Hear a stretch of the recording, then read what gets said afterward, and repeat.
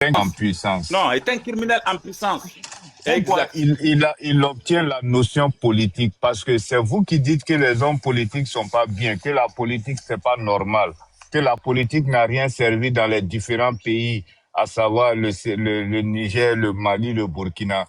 Mais pourquoi Sankara, quand il parle, Qui a dit ça? il utilise... Bon, je vais fermer mon micro. Parce que c'est français, tu as parlé, et c'est dans ce que tu as dit que j'ai dit ma question. Sankara a dit un militaire sans formation politique.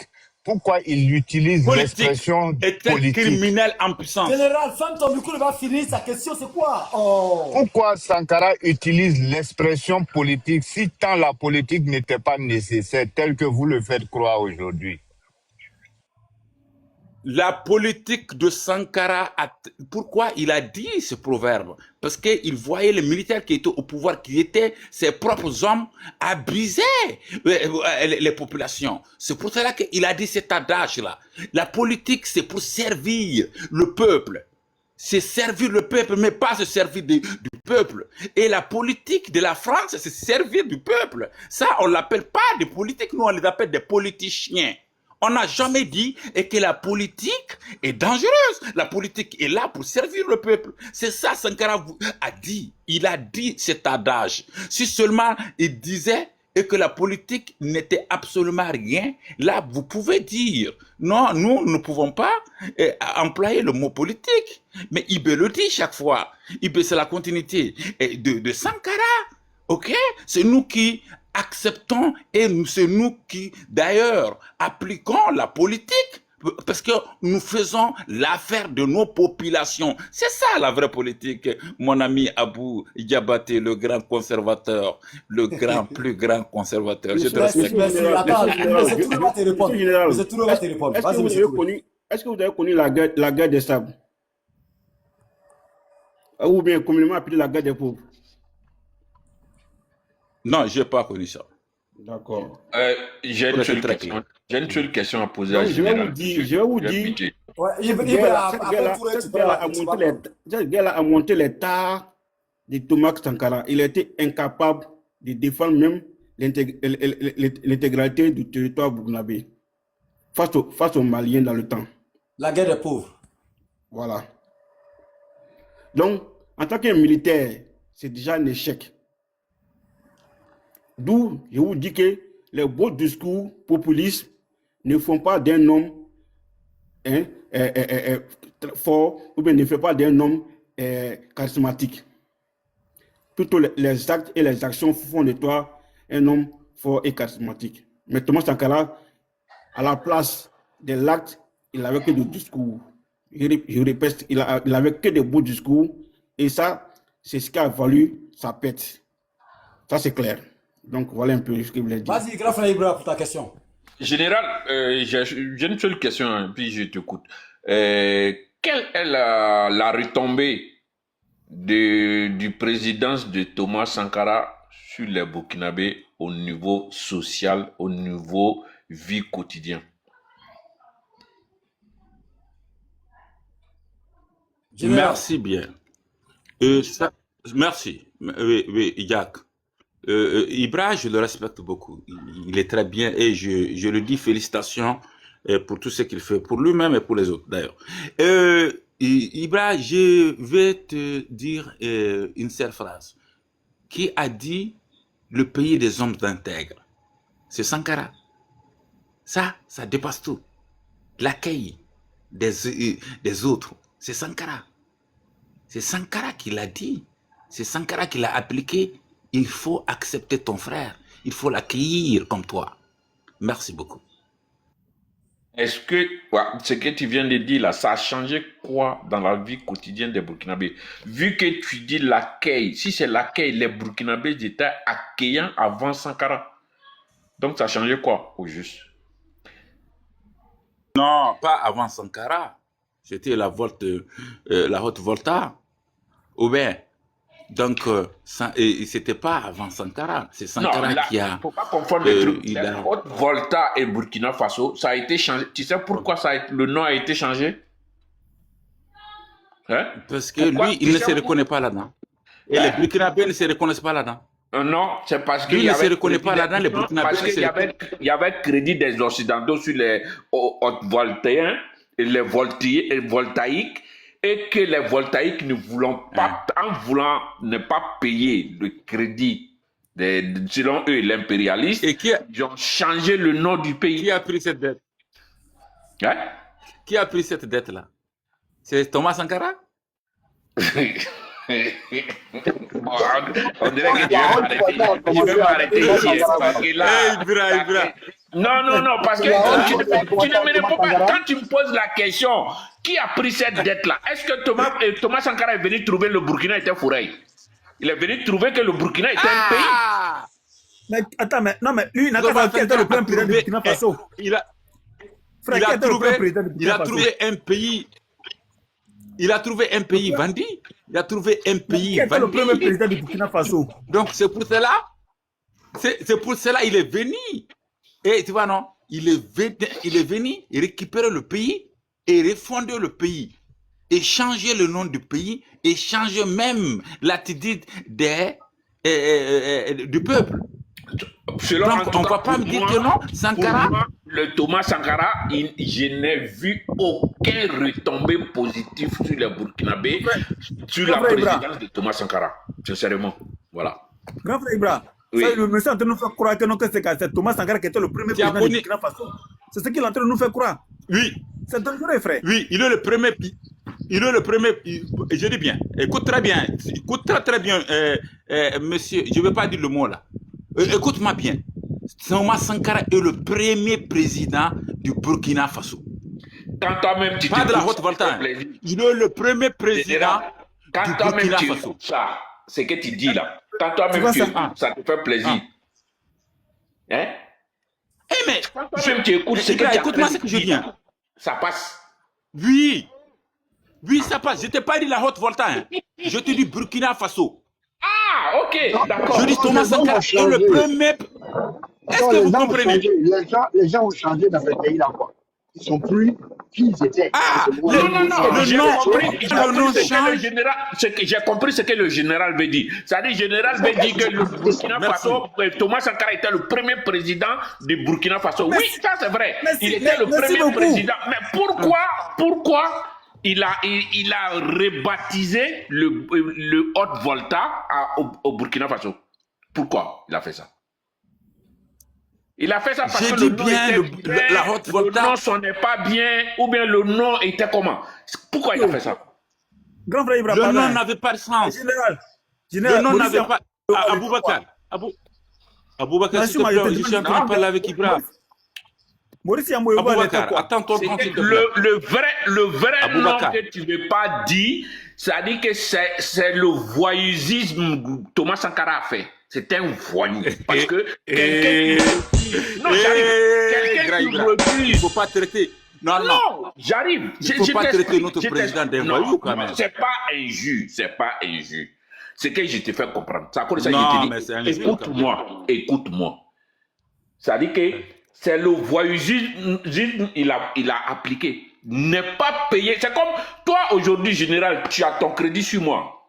Et que moi, pour refuser de payer ton crédit, je dis, bon, à partir d'aujourd'hui, je m'appelle Charles Koulibaly. C'est quoi ça? On appelle ça comment? Parce que je n'ai pas pris ton crédit. Non. Mais je n'ai pas pris ton crédit. Pourquoi je vais payer ton crédit? Non, toi, tu as ton crédit avec moi. Oui. Moi, je ne vais pas te rembourser. Mais je n'ai pas pris ton crédit. Bravo Ibra, s'il te plaît, faut donc je ne veux pas payer ton crédit. Il se fout même des Burkinabés, quoi. Aboubakar, si tu veux des questions, organisons le débat. Le grand frère Abou, là, on va laisser ça prendre les paroles, il va nous égayer un peu si Sankara, c'est un peu. Voilà. Grand frère Abou, est-ce que tu es disponible? Voilà, grand frère Abou, si tu es disponible, ton micro. Grand frère Abou, je pense que tu as la main, tu es modérateur ici aussi, passe ici. Oui, j'ai la main, non, il n'y a pas de souci. À chaque fois que je sentirai des personnes indésirables, je m'en chargerai personnellement. Pour nous égayer un peu si Sankara, s'il te plaît. Et puis, je dis bonjour encore à le grand parolier, met de l'ordre. À tous les internautes, à tous ceux qui sont sur ce panel-là. Et je suis toujours très heureux d'être là. Thomas Sankara, effectivement, Thomas Sankara était d'abord Premier ministre du Burkina Faso quand son impolitesse l'a conduit en prison. Et Hein? par la suite, Blaise Compaoré a orchestré un coup d'État et il allait libérer Thomas Sankara et il a fait des... Tapotez les amis. Le grand frère, son micro est coupé. Vous m'entendez, non? Ouais, j'ai reçu Grand frère, pourquoi Ouais. Blaise? Je vais te poser une question Pourquoi avant que tu Thomas continues. Sankara? Grand Pourquoi frère, Thomas Sankara? Oui. avant que tu continues, pourquoi Blaise, lui qui a fait le coup d'État, il pouvait se mettre au pouvoir? Pourquoi il a mis Thomas Sankara au pouvoir? Parce que c'était quelqu'un à qui Blaise Compaoré et ses amis avaient confiance. Malheureusement, Thomas Sankara les a trahis dans le fonctionnement de la République. Thomas Sankara, quand il accède au pouvoir, il va mettre en place ce qu'on appelle le TP, Tribunal Populaire Militaire, TPM. Tribunal Populaire Militaire. Et le tribunal populaire militaire était un tribunal dont les accusés ne bénéficiaient d'aucun droit de se défendre. Et tous les régimes précédents qui ont précédé à Thomas Sankara, à leur régime à l'époque des faits, seront arrêtés, jugés de façon publique dans toute l'humiliation qui va avec. Et c'était comme ça le régime de Thomas Sankara. Les exécutions sommaires.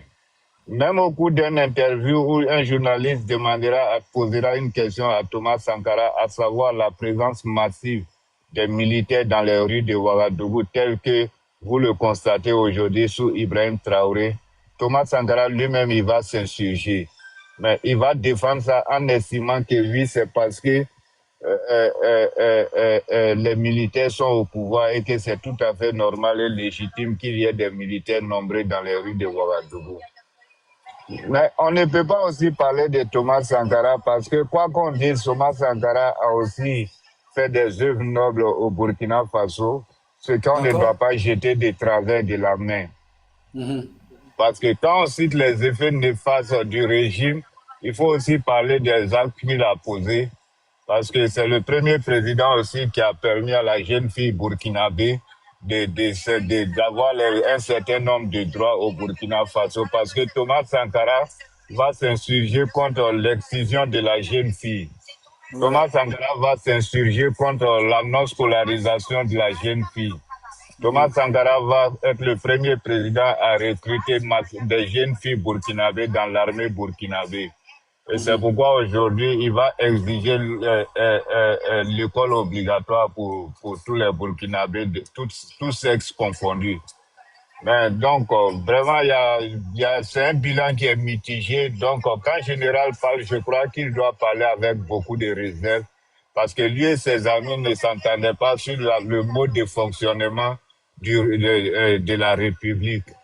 Donc ça, c'est important à le dire, à savoir le tribunal populaire militaire, les arrestations abusives, les exécutions sommaires, c'était des trucs que Blaise Compaoré n'a jamais à digérer et il faisait choses. Et le cas de... parce que Blaise va dire à Thomas Sankara qu'on ne peut pas... le Burkina Faso ne peut pas être un État isolé. Et Thomas était en train de mettre Burkina Faso dans l'isolation, c'est-à-dire couper le Burkina Faso de toutes les relations internationales et de tous les pays qui vont avec. Et donc, vraiment, il y a beaucoup de choses dans ce sens-là. Mais toujours est-il que je pense que le côté positif, c'est ce qui est important de retenir parce que tel que le général veut le faire croire, c'est pas la réalité des faits. Mais il est important qu'on tienne compte des réalités, des actions qui ont été posées. Parce que après les gros discours, après les discours dans un pays, même que le président a beau être beau parleur, après les discours, les populations, les réalités des populations sont là. Et c'est ce qu'on demande à résoudre. Ce n'est pas les discours qui résolvent les problèmes des pays, des populations. Les vrais problèmes de population, c'est le droit, c'est l'égalité des chances pour tous.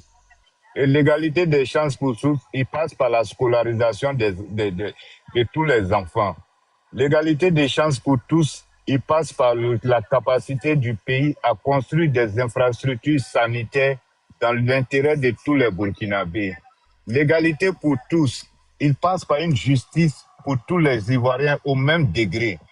Et non pas une justice venant seulement d'un seul homme, de sa pensée, de son idéologie à laquelle tout le monde doit s'accommoder tel que nous le constatons aujourd'hui au Burkina Faso.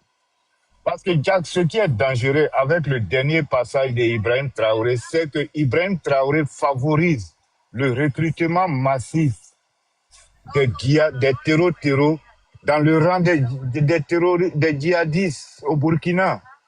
Parce que quand Ibrahim Traoré décide foncièrement de présenter l'islam comme le mal profond de la République du Burkina Faso, je crois que c'est une grave erreur qu'il est en train de faire. Et là, lui-même, il donne l'occasion encore à ces gens-là de foncièrement s'attaquer à son régime. Parce que ce qu'il faut comprendre dans les pays africains, et ça, beaucoup d'hommes n'arrivent pas à faire cette analyse-là, c'est que historiquement, les pays africains sont des pays laïques. Même quand on ne l'écrit pas juridiquement, les pays africains, naturellement, ont été toujours des pays laïques. La preuve en est que les Bambara, quand on parle d'eux au Mali, les Bambara, on les appelle les Bamana. Ça, c'est la prononciation naturelle en malinké, Bamana. Quelqu'un qui a refusé de se soumettre. Et pourquoi on dit Bamana? Parce que quand l'islam vient en Afrique de l'Ouest principalement, tous ceux qui vont refuser de se soumettre à l'islam seront appelés Bamana. Mais on ne les extermine pas parce qu'ils ont refusé d'embrasser l'islam. On crée une condition de cohabitation entre les musulmans et ceux-ci. Et donc ce fait historique, il est là. Et même quand tu vas dans le sud de la Côte d'Ivoire, en réalité, dans la zone forestière, parce que comment on appelle ça? Les missionnaires chrétiens qui viennent en Afrique, ils viennent par la mer, par les côtes, après les explorateurs et les explorateurs. Les missionnaires viennent par les côtes. Et même au sud encore, il y a des peuples qui vont rester animistes, mais on ne les extermine pas. Et les populations ne refusent pas de cohabiter ensemble. Ils vivent ensemble, ils font leur vie ensemble en bonne cohabitation. Donc, historiquement, les Africains ont toujours été, et même tous les peuples qui sont animistes, ce n'est pas tous les Africains qui sont animistes. D'autres même sont athées, ils ne pratiquent rien. Mais les Africains ont toujours vécu comme ça dans cette cohabitation. Et donc, quand on est dirigeant d'un pays de ce genre, on le dirige avec beaucoup d'intelligence. On se concentre plus sur le travail et essayer de parler moins. Parce que Ibrahim Traoré, il passe plus de temps dans la provocation que dans la gouvernance, malheureusement. Et c'était la logique de Thomas Sankara, la provocation. Mais en réalité, quand un dirigeant n'a pas de solution pour son peuple, il devient provocateur, il devient bavard. Et c'est ça le drame. Parce que la réalité des faits est qu'aujourd'hui, la situation sécuritaire ne s'est jamais dégradée au Burkina aujourd'hui que sur Ibrahim Traoré. La réalité des faits, c'est qu'au Niger, la sécurité ne s'est jamais dégradée que sous Tiani. La réalité des faits, c'est qu'au Mali, la situation ne s'est jamais dégradée au Mali qu'ailleurs.